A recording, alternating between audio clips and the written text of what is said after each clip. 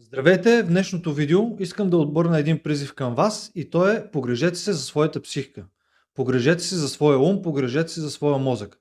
Защо е важно това? Защото всичко се случва тук горе. Болката и страданието са в ума ни. Щастието, удоволствието, насладата също се случват в нашия ум. Затова погрижете се за него, погрижете се за психиката си и не го отлагайте.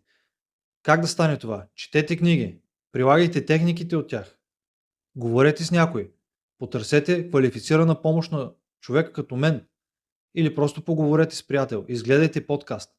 Но най-важното, прилагайте, харесайте си една техника и започнете да я прилагате.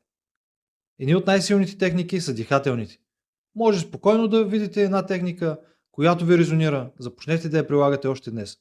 Това е моят призив, благодаря ви за вниманието и помнете, всичко е тук горе. Това не е просто израз, това е самата реалност. Чао!